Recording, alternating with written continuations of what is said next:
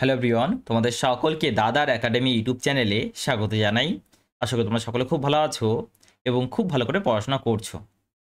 পরীক্ষা দিয়ে আসার পর তোমাদের সকলের একটি কমন অভিযোগ থাকে, দাদা আরেকটু সময় বেশি পাওয়া গেলে আরও বেশি কোশ্চেন অ্যাটেম্প করতে পারতাম।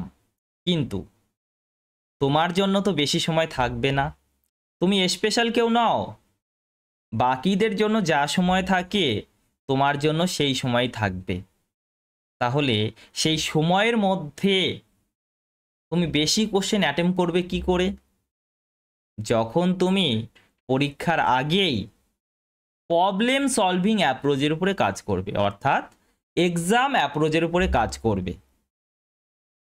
তাই আজ থেকে শুরু করছি এক্সাম অ্যাপ্রোচ সিরিজ।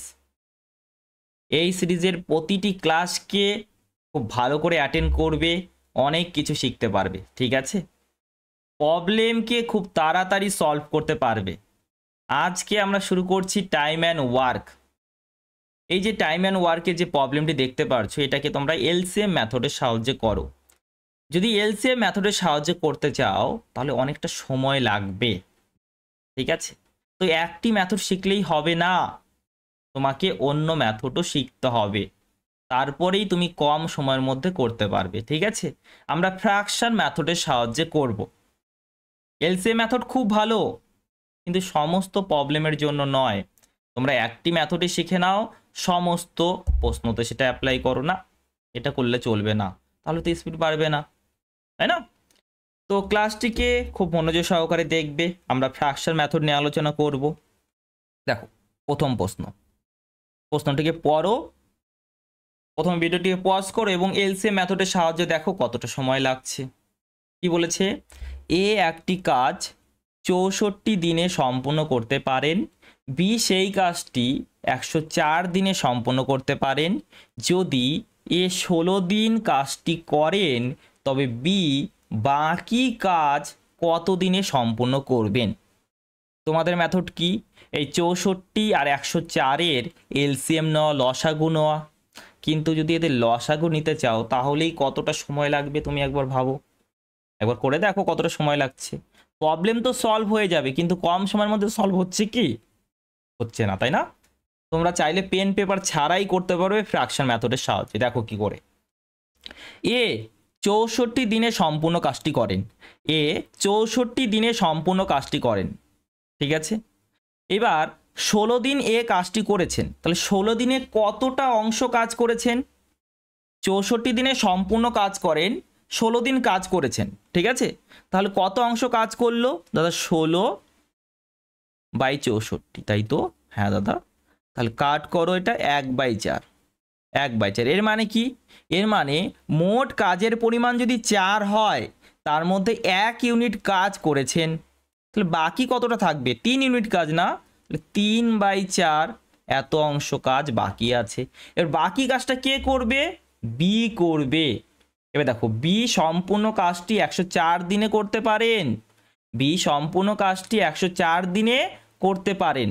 তাহলে 3/4 অংশ কত দিনে করবেন? 104 দ্বারা গুণ করে দাও, 104 দ্বারা গুণ করে দাও, তাহলে কত হবে এটা? 26। 3 গুণ 26 মানে 78। অপশন আর B is the right answer. কত সহজে উত্তর পেন পেপার ছাড়াই করতে পারবে, বুঝতে পারলে? তারপরে প্রশ্নটি দেখো, এ এবং বি একত্রে একটি কাজ 22 দিনে করতে পারেন, এ একাকী কাজটি 38 দিনে করতে পারেন।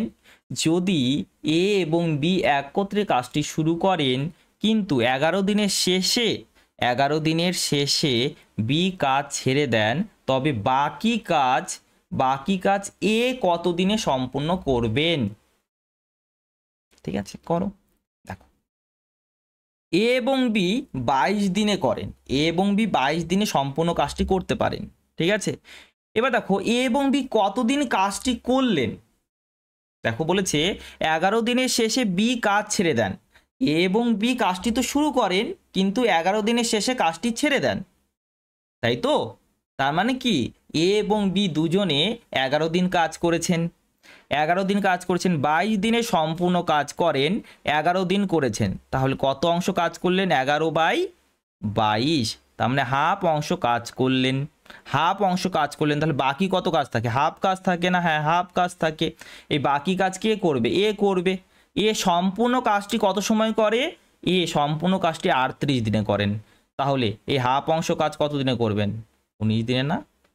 19 দিনে। বুঝতে পারলে? এটাও পেন পেপার ছাড়াই করতে পারতে। আর আরেকটি দেখো, এটা তোমরা কমেন্ট করে উত্তর জানাবে, ঠিক আছে? অবশ্যই কমেন্ট করে জানাবে ক্লাসটি কেমন লাগলো, কমেন্ট করে বলবে। আর যদি ভালো লেগে থাকে তাহলে অবশ্যই লাইক করবে, বন্ধুদের সাথে শেয়ার করবে। Thank you.